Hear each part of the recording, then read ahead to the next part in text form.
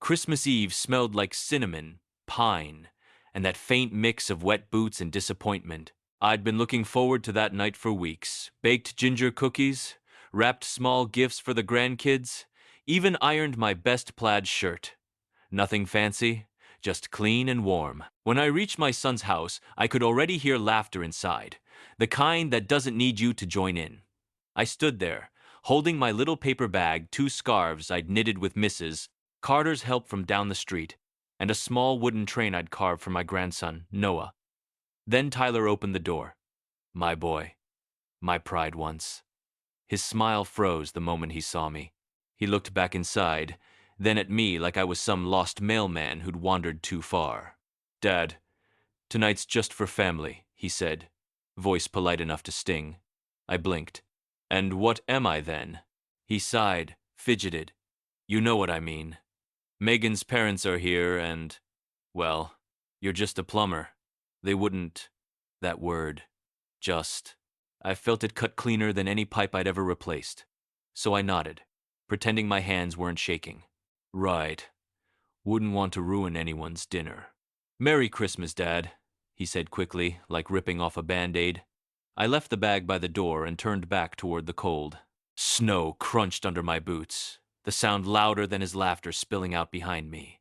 I didn't look back, didn't want to see the light fade when the door shut. By the time I reached my truck, I'd stopped feeling angry.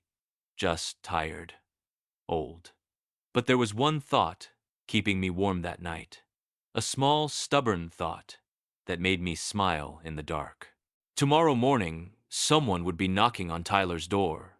And when he opened it, he'd finally see who his just a plumber father really was. That night, my old radiator groaned louder than I did. It's funny when your son tells you you're just a plumber. You start hearing every pipe in your house like it's laughing at you. The kitchen faucet dripped like it was clapping. Plink. Plink. Bravo, George. Your boy's a real gentleman. I sat at the table, drinking tea that tasted more like regret than peppermint. My neighbor Ruthie texted again. She's 81, still drives, and believes gossip keeps her alive. You at your son's? She wrote. Not tonight, I typed. Got promoted to a relevant old man. 2 seconds later, she replied. Good. Now you can help me fix my sink. It screams louder than my cat. I chuckled. At least someone needed me. I walked over, toolkit in hand, through the snow that had started to fall in slow, lazy sheets. Ruthie's house smelled like candles, cookies, and nostalgia. She was wearing a Santa sweater so bright it could guide planes. Don't you worry, Georgie, she said while I crouched under her sink. Kids forget who built their roofs until the rain starts leaking. I told her she should write that on a greeting card. She said she tried once the company sent her a polite rejection and a coupon for cough drops. We laughed till her cat sneezed on my shoulder. It was warm and stupid, and exactly what I needed. Later, when I got home, I stared at the old photo on my wall, me and a dozen men in blue overalls, standing in front of the city's new water treatment plant. My signature was right there, in bronze. The very system that made half this town run. And tomorrow morning, the man I once called son would learn that lesson, because the person knocking on his door wouldn't just be his father. It'd be the city inspector and his boss. The morning came bright and smug, that kind of winter sunlight that makes even bad memories look cinematic. I woke up early, shaved, ironed my shirt, and poured myself a mug of coffee so strong it could have fixed a leak by itself. You see, years ago, after 40 years of crawling under sinks and patching leaks in homes all over town, the city asked me to take over their maintenance inspection division. I didn't brag, I just did the work. Half the new buildings around here have my initials hidden somewhere on a blueprint, but Tyler never cared to ask what I actually did. He thought, Dad's just fixing toilets. Well, today, Dad was scheduled for his annual Christmas inspection of residential heating units. And guess whose address was on that list? That's right, mister. Tyler Anderson, fancy homeowner, proud son of a simple plumber. I got to his house around 9:15, clipboard in hand, official jacket zipped up, the city logo gleaming on the chest. Knocked once.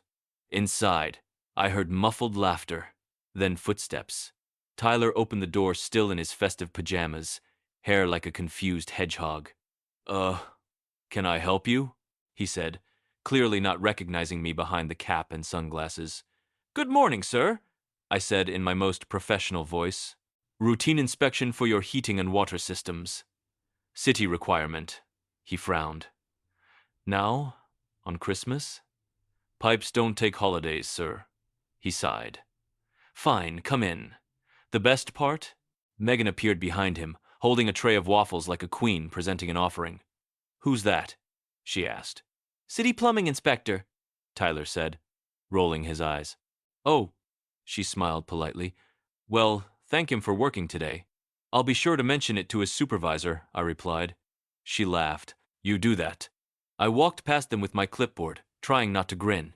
Because in about 5 minutes, that supervisor they joked about was going to become very real. And when he realized who signed his inspection papers every year, the look on his face would be worth every lonely Christmas I ever had. I walked through his shiny house like I was touring a museum of bad decisions. Everything was polished, labeled, and expensive, the kind of place where even the fruit bowl looked like it had a salary. Tyler followed me around, trying to sound casual. So, how long will this take? We're kind of in the middle of a family breakfast. I glanced at his stainless steel coffee machine. It looked more complicated than some boilers I've installed. Well, sir, depends on how honest your pipes have been this year. He blinked, confused. Excuse me? I smiled. They lie sometimes. You'd be surprised what pipes will hide if you don't listen closely. Megan snorted behind him. Oh, that's funny. Tyler shot her a look. Yeah, hilarious. I took my time, checked every faucet, every valve, even the water heater in the basement. It was spotless, sure, but it had one flaw. It wasn't up to my code. I leaned closer and said, half to myself, half to the ghost of Christmas past, non-compliant sealant. Dangerous stuff. Could burst any time. From upstairs, Megan yelled, What does that mean? Tyler frowned. Wait, you're saying our heater's broken? I stood up, wiped my hands, and gave a serious nod. Not yet. But it will be if your installer used the cheap stuff. He sighed. Ugh. I told the guy to get the best one. Yeah, I know that guy, I said, jotting notes on my clipboard. He's known to cut corners when the client tries to bargain on price. Tyler crossed his arms. Oh, really? And you know him how? I grinned, meeting his eyes for the first time. He's my old apprentice. The color drained from his face like a leaking pipe. I turned toward the stairs, pretending to scribble one last note. Don't worry, sir. I'll inform my supervisor personally. And that's when I heard his wife whisper just loud enough. Wait, you have a supervisor? I thought plumbers didn't. Oh, sweetheart. She was about to find out just how wrong she was. I kept my poker face steady, though inside I was laughing like a man watching his neighbor shovel snow into his own garage. Tyler followed me into the living room, trying to sound like he was still in control. So, your supervisor? He's gonna stop by? Because we really don't. Already on his way, I said, checking my watch. Sharp man. Doesn't like delays, especially when there's a safety concern. He rubbed his forehead. Safety concern? Oh, yes. Could be nothing. Or, I said, lowering my voice. It could be a slow leak that builds up pressure until... Megan jumped. Until what? I smiled. Until it ruins your Christmas brunch. She gasped and ran to the kitchen, turning off the oven like she was defusing a bomb. I almost felt bad. Almost. Tyler hovered near me, whispering, Look, man, maybe you can just skip this one. I'll pay you a little extra for the trouble. That was rich, literally. I raised an eyebrow. Sir, are you trying to bribe a city inspector? He turned red. No, I mean just a little thank you for your time. Mm-hmm. I scribbled on the clipboard real slow. Noted. That's when the doorbell rang. The timing couldn't have been sweeter if I'd written it myself. Megan peeked around the corner. Is that him? The supervisor? Indeed, I said, straightening my jacket. Tyler swallowed hard, trying to fix his hair like he was about to meet the president.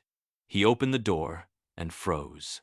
Because standing there, holding a folder with city seals and wearing the same jacket as mine was me. Same grin, same old man, same, just a plumber. Well, I said, stepping forward and shaking his limp hand. Pleased to meet you again, Mr. Anderson. I'm George Miller, head of city maintenance and inspection. If silence were a sport, my son just won gold. And right behind him, his mother-in-law gasped. Oh my. You mean the one whose name is on the water plant plaque? Oh yes, ma'am, that one. For a good 10 seconds, nobody breathed. You could have heard a snowflake hit the floor.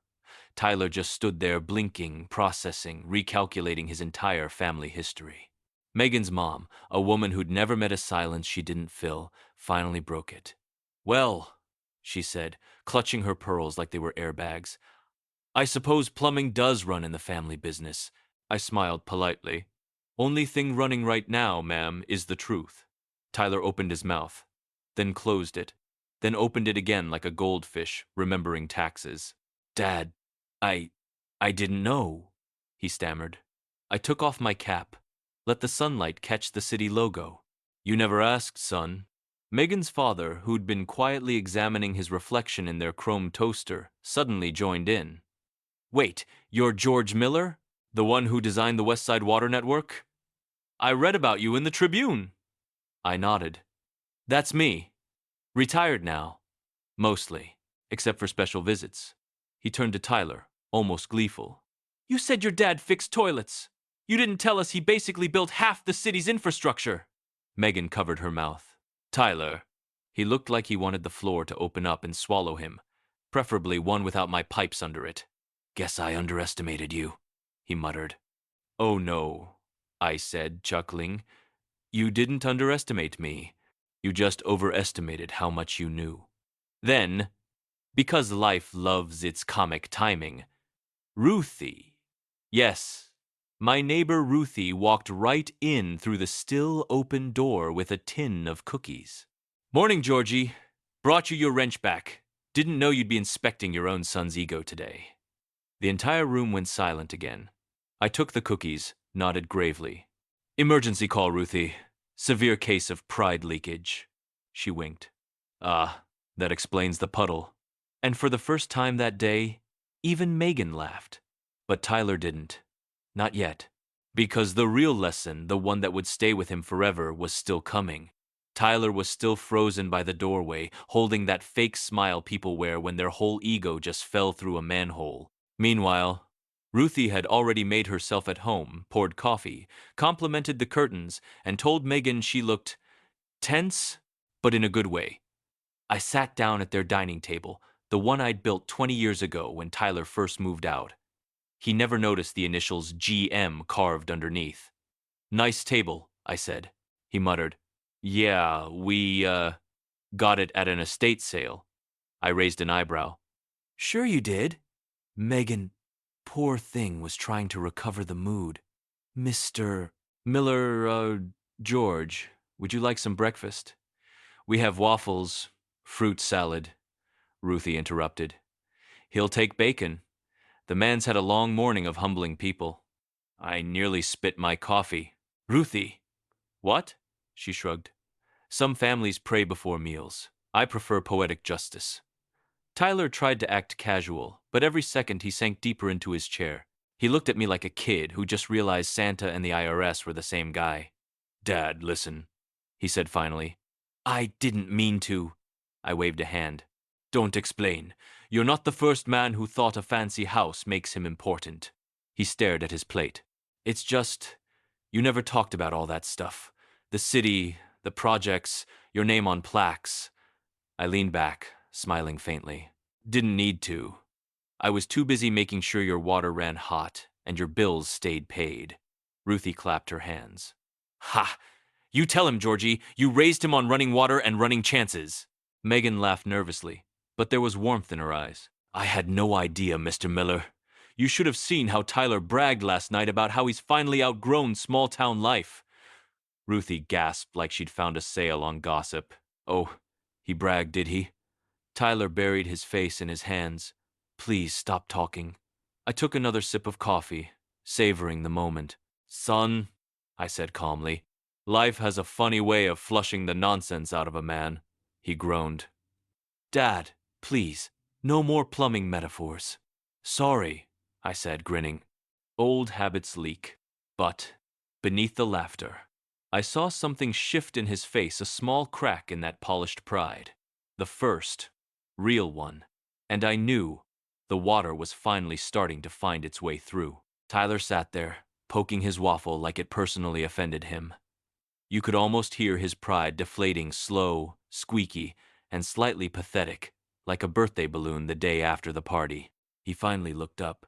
Dad, I guess I owe you an apology. I raised an eyebrow. Just one? We might need a bundle package. Even Megan chuckled at that, but Tyler pressed on. I mean it. I didn't realize what you'd done, what you built. I just thought you were, you know, ordinary, I offered. Yeah, he said quietly. Ordinary. I leaned forward, elbows on the table. Tyler, you think fixing things is ordinary? You think keeping people warm in winter, dry in storms, clean in their homes, that's small work? Son, that's civilization. Ruthie clapped. Preach, Georgie! Without plumbers, this world would have drowned in its own nonsense centuries ago. Thank you, Ruthie, I said. Truly poetic. I saw it on a bumper sticker once, she replied. Tyler smiled faintly, but you could see the guilt still tugging at him. Dad, I got caught up.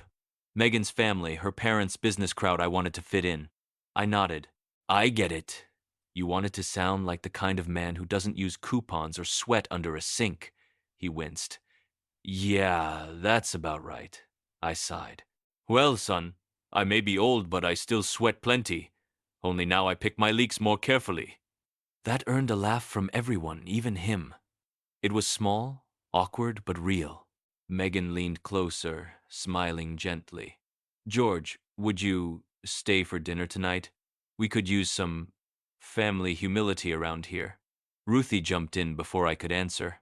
I'm free too, in case humility needs a chaperone. I grinned. Well, if there's food involved, I'd hate to disappoint the guests. But deep inside, as laughter filled the room that once shut me out, I felt something thaw, the kind of warmth no heater could ever make. And little did Tyler know, my next move would test whether that warmth was real or just holiday guilt in a sweater. Dinner that evening looked like something straight out of a magazine. Candles, roasted ham, fancy plates that probably had their own insurance policy. Megan fussed around the kitchen. Ruthie gave uninvited leadership advice, and Tyler just kept sneaking glances at me, like I might suddenly vanish and spare him from more humility. At one point, he whispered, Dad, I can't believe you didn't tell me all this sooner. I shrugged. I tried. Once. You were 17 and too busy explaining how college was going to make you a big deal. You told me plumbers were blue-collar dinosaurs. He groaned. I was an idiot teenager. I smiled. Son, you were an idiot teenager with good vocabulary. I was proud of that part. Ruthie interrupted us by slapping a spoon on the table. All right, everyone. Before we eat, I propose a toast to humility, hot water, and the people who fix both. Megan laughed so hard she nearly dropped the gravy boat. Even Tyler managed a grin. To humility, he said softly, clinking his glass against mine. Halfway through the meal, though, I decided to stir the pot metaphorically this time. So, son, I said casually, that fancy kitchen of yours, who installed the pipes? Some private contractor, he said. They were expensive, though. Oh, I know, I replied, smirking. They called me last week to approve the inspection. His fork stopped midair. Wait, what? Yeah, I said, taking a sip of cider. They're one of our license teams. Good work overall. Except for the dishwasher. It's tilted 2 degrees off level. Megan gasped. What? Ruthie clapped her hands. Oh, scandal! Tyler bolted up, opened the dishwasher door, and stared like it had just confessed to a crime. I told you, I said, fighting back laughter. Pipes don't lie. The room erupted. Even Megan's strict mother had tears in her eyes from laughter or disbelief, hard to tell. And in that moment, with everyone laughing over something so small and silly, I realized how long it had been since I'd heard my son laugh without shame. Still, one thing remained unsaid between us. Something heavier than pride, deeper than apology, and it was finally time to open that valve. After dinner, the laughter slowly faded into the soft clinking of dishes and the smell of cinnamon candles burning down to their wicks. Megan and Ruthie were washing plates together, which mostly meant Ruthie was giving life advice disguised as dish drying techniques.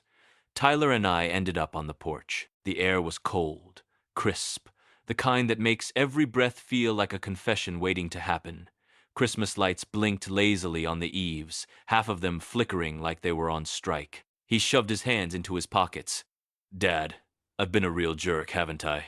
I chuckled. Son, I've unclogged toilets with more humility than you've shown this week. He groaned. Okay, yeah, fair. We stood in silence for a bit, listening to the crunch of snow under a neighbor's boots somewhere down the street. Then his voice cracked, small and unsure. I wanted to make you proud, you know. That hit me like a wrench to the chest. Tyler, I said quietly, you were never supposed to make me proud. That was my job to be proud. And I always was, even when you thought a wrench was a type of sandwich. He laughed through a sniffle. I really thought that, didn't I? Oh yeah, you once told your science teacher your dad professionally sandwiches pipes. We both laughed hard enough to fog the night air. Then he turned serious again. I don't know why I acted like I was better than you. Because the world teaches you that blue collar means less. But you'll learn money doesn't make hands clean, it just keeps them soft. He looked down, eyes glistening. You think I can fix this? Us, I mean. I smiled, placing a hand on his shoulder. Of course, but fair warning, I charge double on holidays. He laughed again, a real one this time, the kind that heals instead of hides. Inside, we could hear Ruthie yelling, If you two sentimental fools don't come eat dessert, I'm taking your slices home. I winked at him. See? Even forgiveness has a time limit. We went back inside, side by side like two men who finally remembered they were family. But before the night ended, one small, unexpected knock on the door would turn that quiet peace into something unforgettable. We'd barely sat back down when knock, knock, knock, 3 polite taps broke through the laughter. It wasn't loud, but it carried a certain confidence. You know that kind of knock, the I belong here kind. Megan opened the door, still smiling from dessert, and froze. Standing outside was a tall man in a crisp city maintenance uniform, clipboard in hand. Evening, he said cheerfully. Routine follow-up inspection for property code compliance. Tyler jumped up like he'd seen a ghost. Wait, what? We already had one this morning. The inspector looked puzzled. No, sir. You're first on my list tonight. Who came earlier? I slowly raised my hand. That would be me. George Miller. The man's eyes widened. Oh, Mr. Miller. My apologies, sir. Didn't realize this was your family's residence. Tyler's mouth dropped open. You mean he's really your boss? The inspector nodded quickly. Boss? He's the founding director. We're just trying not to mess up what he built, Ruthie whispered loudly. And here I thought he was just fixing my leaky sink for the cookies. Ruthie, I muttered, you promised to keep my cookie rate confidential. Megan was speechless. Her mom fanned herself like she'd just witnessed a royal visit. And Tyler, poor Tyler, looked like his entire Christmas had been wrapped in humility and tied with a bow of disbelief.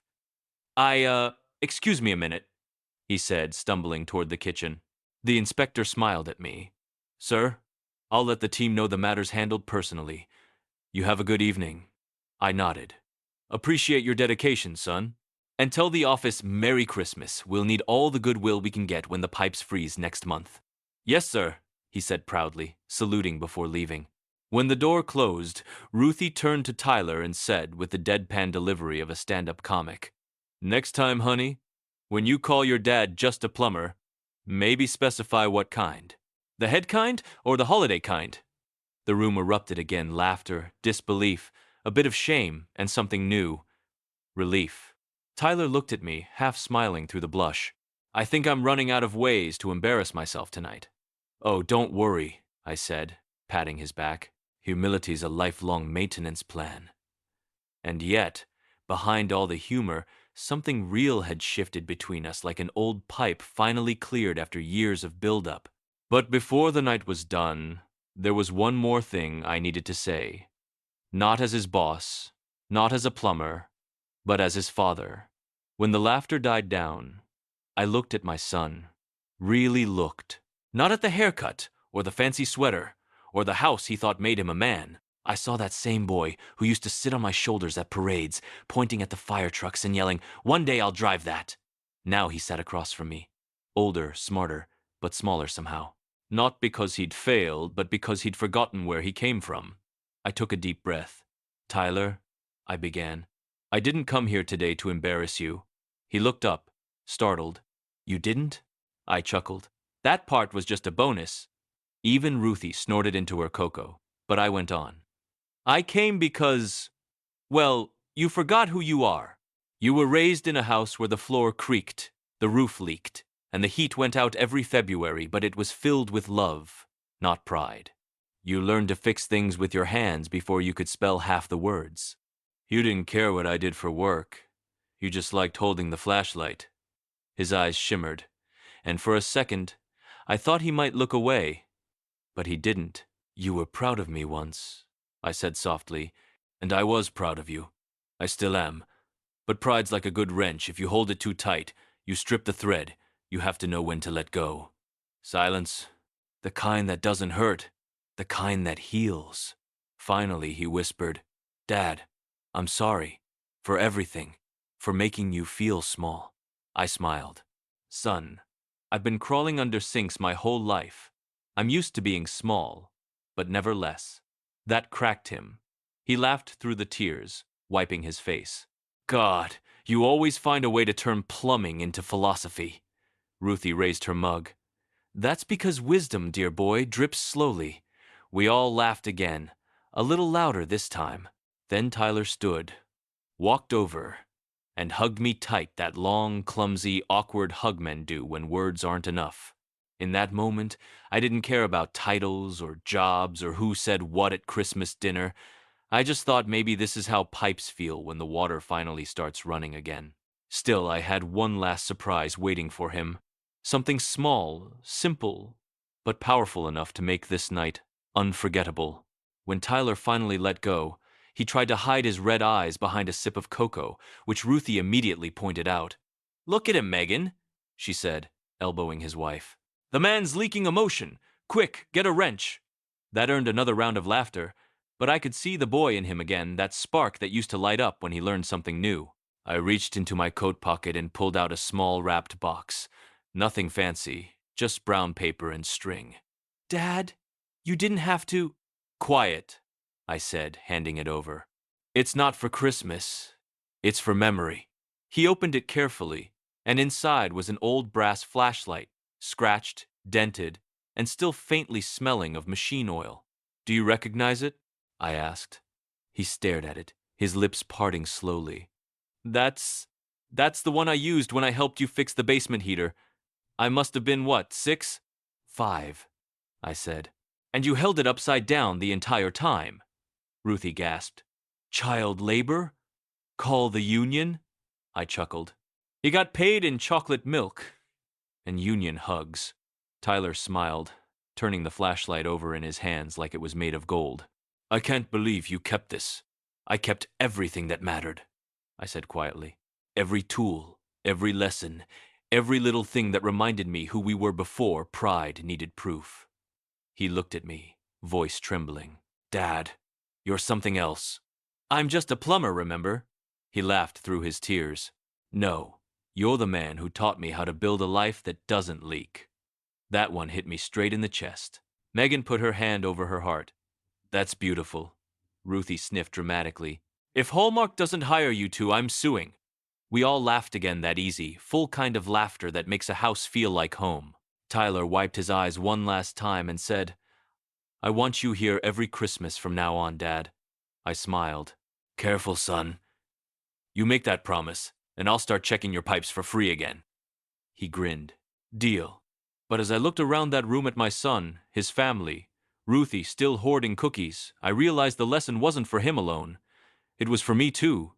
Because sometimes It's not our children who forget who we are. It's us forgetting how much we still matter. And that, I thought, was the best kind of repair job I'd ever done.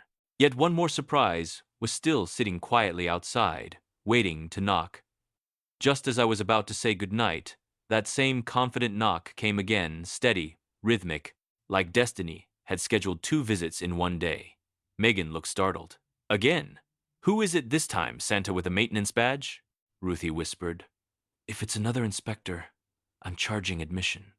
Tyler opened the door, and there stood Noah, my 8-year-old grandson, holding something behind his back, cheeks pink from the cold. Hey, Grandpa, he said shyly. Can I come in? Of course, buddy, I said, kneeling down. What's that you've got there? He grinned and pulled out a small, crooked wooden train, the same one I'd left in that paper bag on the porch the night before. Except now, the paint was dry, and on the bottom, in messy blue letters, he'd written, For Grandpa, my best helper. Tyler froze.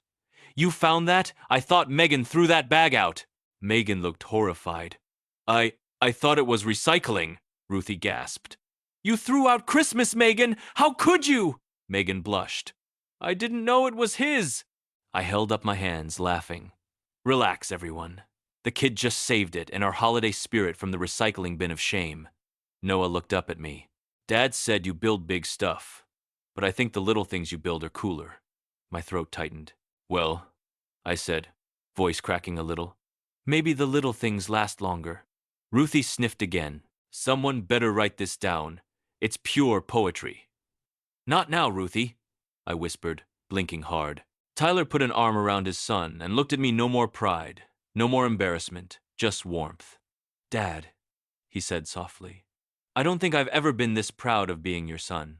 I chuckled. Careful, that's contagious.